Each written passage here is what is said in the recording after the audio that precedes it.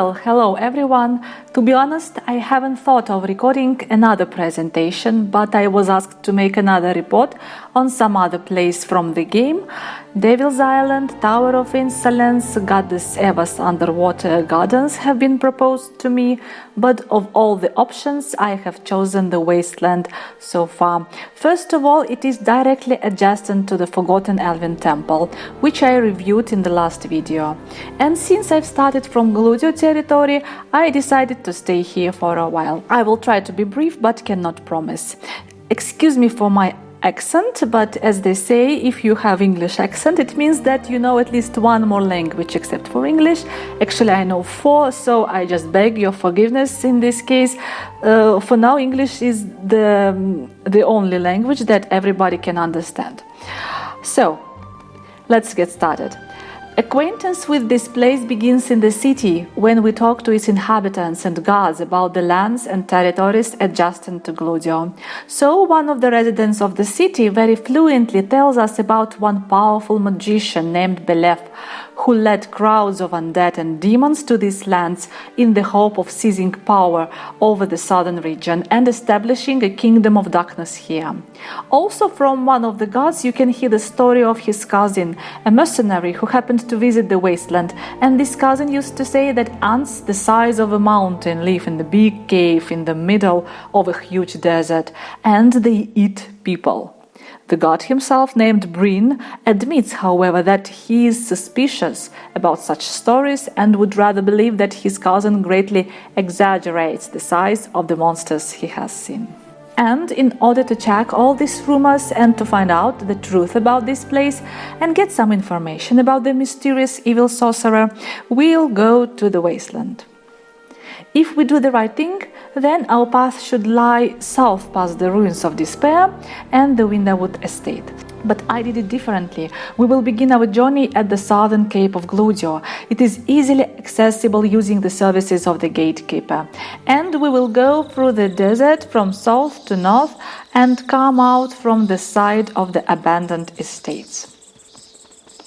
Thus, we immediately find ourselves on a pointed cape, the southernmost point of the mainland, and here we see buildings directly related to the Wasteland. I mean the statues. There are 8 of them in total. 2 stand in a straight line from the natural stone gates leading to the desert, 6 adorn the coastline. They are all the same. And if we look at them closely, then we will see the image of an old man, a magician. He has a very high status, as is evident from his attire, from his dress. And these statues seem to be guarding the approaches to this territory. There is no doubt that these are the servants of the empire.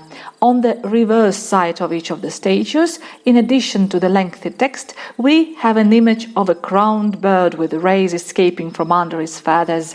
Undoubtedly, this is the symbol of the goddess Ain-Hazad, and the statues were built after the people adopted the new faith, formed the great empire, and began to rule the continent. Sculptures were built, according to my calculation, in the period between 2 or maybe 2,500 years ago. I take as a starting point the time of the end of the war with Gracia, plus or minus a couple of years, judging by the eyewitness accounts and the consequences seen and mentioned in numerous assignments and quests of the inhabitants of this world. Well, who is depicted on these monuments? I will share my thoughts after we figure out the history of the formation of the Wasteland. Wasteland hasn't existed here till some tragic events. According to numerous testimonies, there was once a beautiful forest here, and the lands were some of the most fertile in the area. I rely primarily on the immediate inhabitants of that ancient forest, the Elfri Noah, about whom I've already told in the last presentation, and a treant named Thils, or Furious Thils, as he is now called. He as well once lived in the fairy forest located here, but after the tragic events he was forced to move to the north, and now he is happily living in the Enchanted Valley. So what these events are, let's figure it out. For this we need to find someone who will tell us about it, and we find such a person in the depths of the Wasteland. Cajun is called the Sage of the Wasteland, since he has been living in the desert for half a century, fully devoting his life to researching the mystery of the origin of this lost place. Cajun lives near the border with Glujar, and merchants passing by always bring him fresh fruit and water. The sage himself lives in a small rocky rift, where he saves himself from the scorching sun during the day and from the wind blowing from the sea at night. This is where we find him, and he is happy to share his story with us.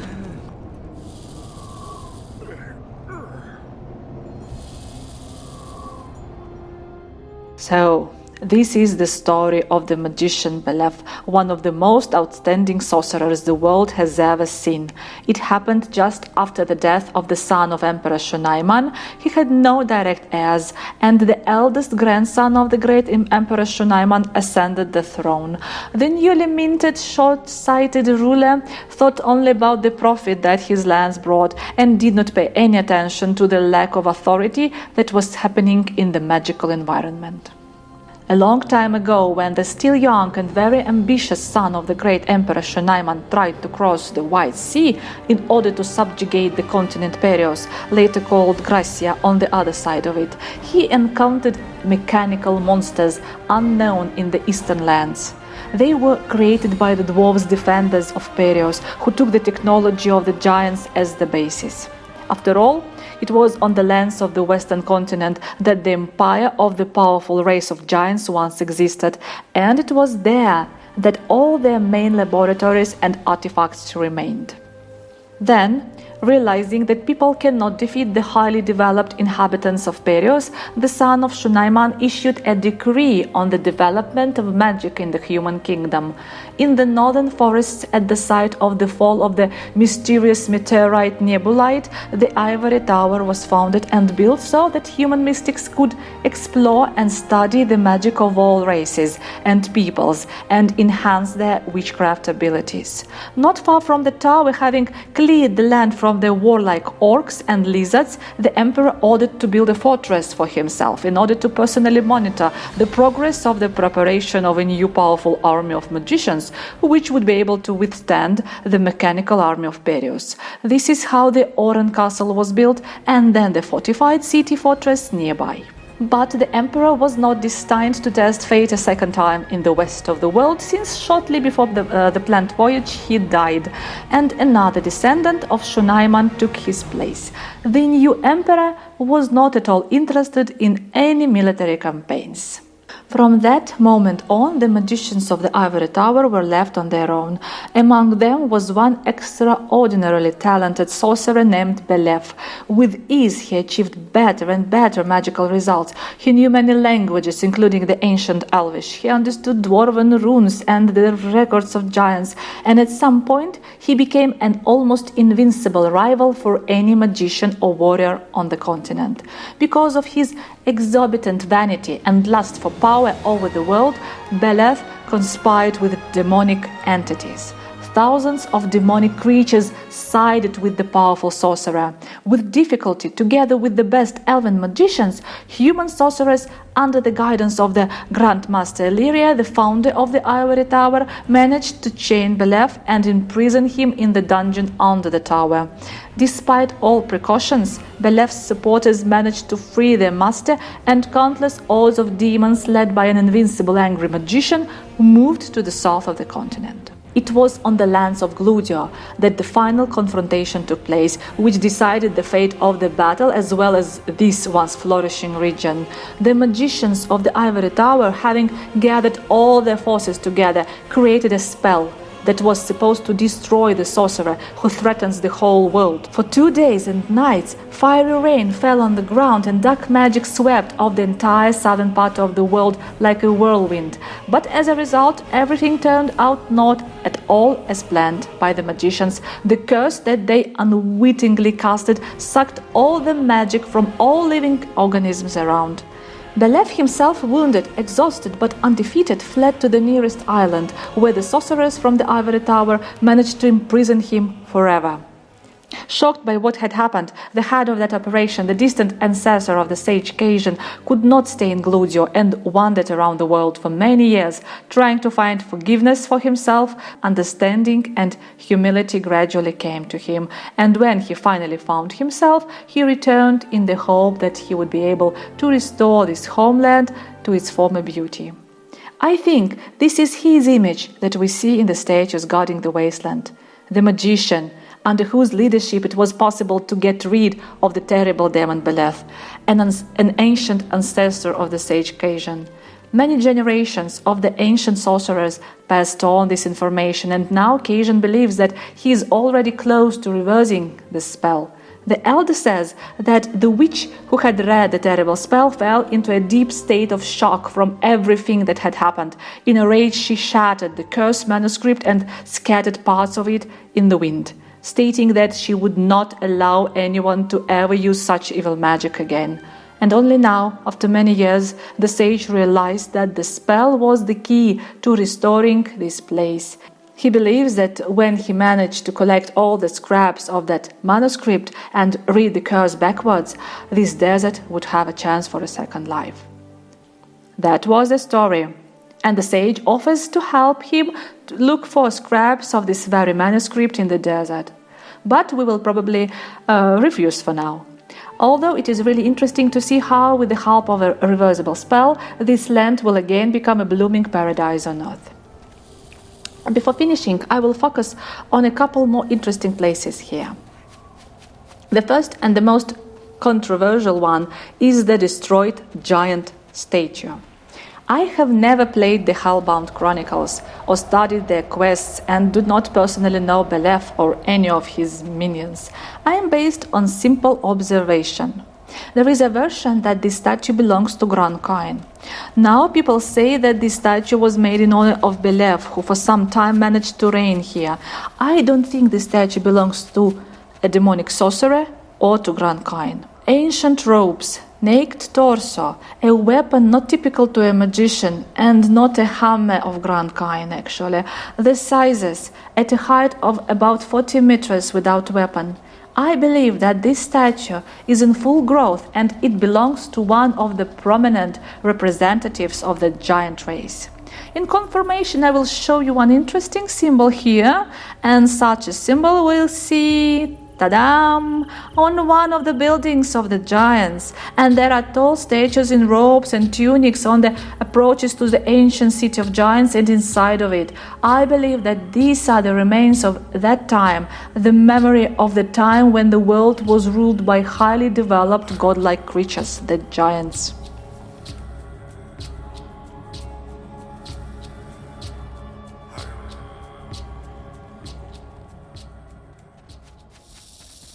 It remains only to say a few words about the ruined estate located in the north, leading from the Wasteland to Glujar. As already mentioned, there was vast fertile land here. They belong to the old Windowwood family. The surname of this family is most likely associated with the peculiarities of the geography of this area. You see, this area has always been the site of increased wind element activity. This is evidenced by the names of some locations. Windy Hills or Windmill Hills, and many air spirits, sylphs, dwell here. And the family name most likely comes from this place. Windowwood includes wind and woods. That is, the managers of the windy and forest territory. Perhaps it was here that the children of the wind... Oh gosh, how to spell it? Okay, Ertea used to live. And after the conflict between the gods and the giants, they decided to leave these lands. One way or another, it is still quite windy here.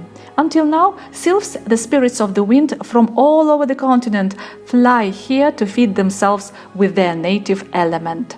For example, this sylph presented herself as the mistress of the west wind. She is one of the highest guardian spirits of the winds.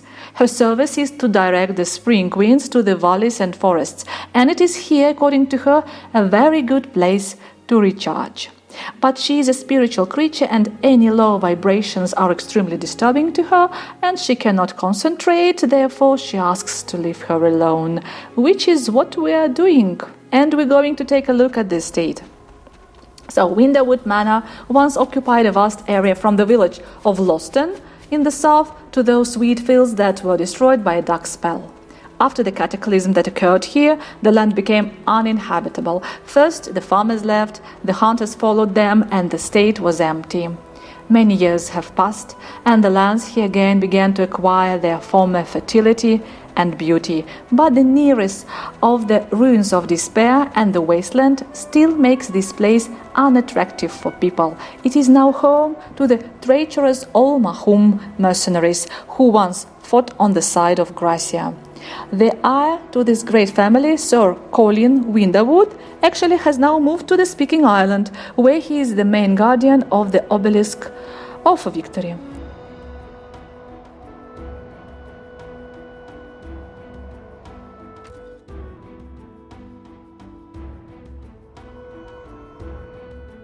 That's all for now.